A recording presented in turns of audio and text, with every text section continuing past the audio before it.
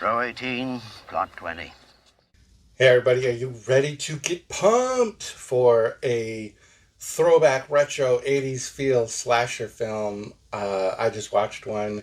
It's 2023's Murdercise, which is just so fun. It's 84 minutes. This came out in July of 2023. Um, and you can rent this on Amazon Prime for only $1.99. I'm not really sure. It might be available in other places. But this is such a fun movie. You really get a sense that the cast and the director and the writer all had a lot of fun with this movie and doing it in this retro style. So it's a comedy horror, by the way, as well. So sometimes that doesn't work for me. This one it did.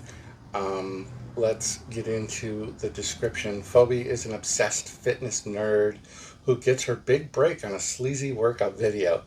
After being ridiculed by her co-stars, Phoebe befriends a mafia princess wild child who teaches her how to murder her way to the top. That's not quite accurate, that little description, but it sounds great. Um, so it was directed by Angelica de Elba and Paul Ragsdale, who also wrote the film, Paul Ragsdale. And it stars Kansas Bowling as Phoebe, Jessica Flux Candy, Ginger Lynn. Yes, that Ginger Lynn, old pooty cootie Ginger Lynn, Dominica Stromboli, and she's like the mafia mom. And let's see if I can find. Yeah, Baby Bardot plays Lita. She's like the mafia princess wild child in this story. She became my second favorite actress character, I guess. Kansas Bowling actually, who is the lead and supposed to be like your favorite character. She actually was my favorite character. Sometimes the leads in a horror comedy don't become my favorite characters. Um, but like I recognized her, and she was in Christmas Bloody Christmas, so that was what I saw her in last.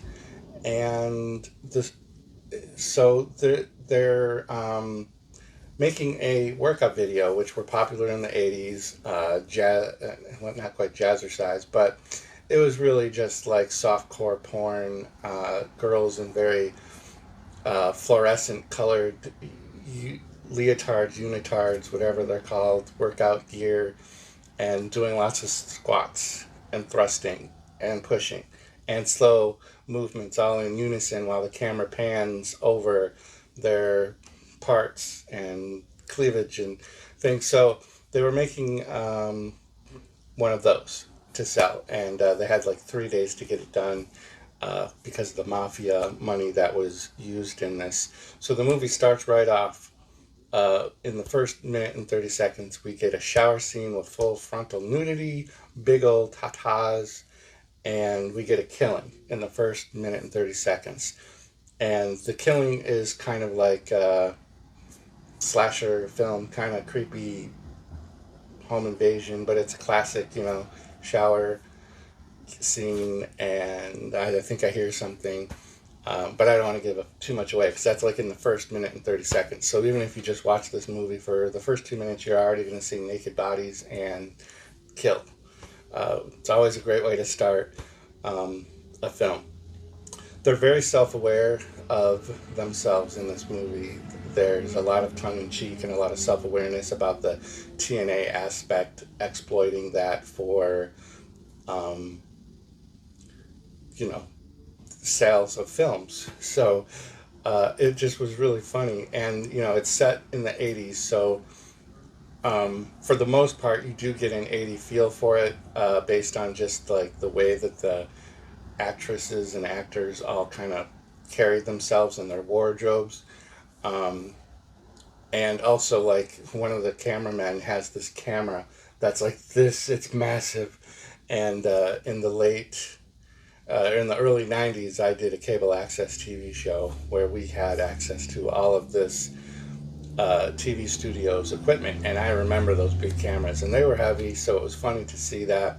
So the other characters are all either strippers, women wrestlers, prostitutes, and they're all in this um, workout video. Phoebe kind of gets a little unhinged um, throughout the movie. She does a great job. Her facial expressions and her just acting is just really enjoyable to watch. It was very fun, and she's got some good sequences. I don't want to say there's some creative kills in the movie. There's just everybody has like a few moments, like all the little side characters each actually do get like some good lines and some good fun scenes, and it's really just fun. And Ginger Lynn, even God bless her, she is gotta be, I don't even know how old. I'm 52, and it seems like she was an adult when I was a kid watching anything that she was in. She's got like a sex scene, and she's got the droopy stuff all showing. It was little that, but yeah, the movie otherwise is really fun, and there's some big perky ones if you're looking for that. So it's got like the boob range from anywhere in between that you might be looking for, fake, real, and real droopy. Ginger Lynn. So then, yeah, then there just comes this culmination at the end. The end gets a little convoluted for me because the first kill that was kind of like that pre-opening credit scene, those killers wrap around to the end, and it becomes like this weird dynamic, and it kind of changes things a little bit, but still very enjoyable. I don't even know if this has a rating on IMDb. Let's take a peek here. I gotta look off camera. It's rated 3.6, but it's good.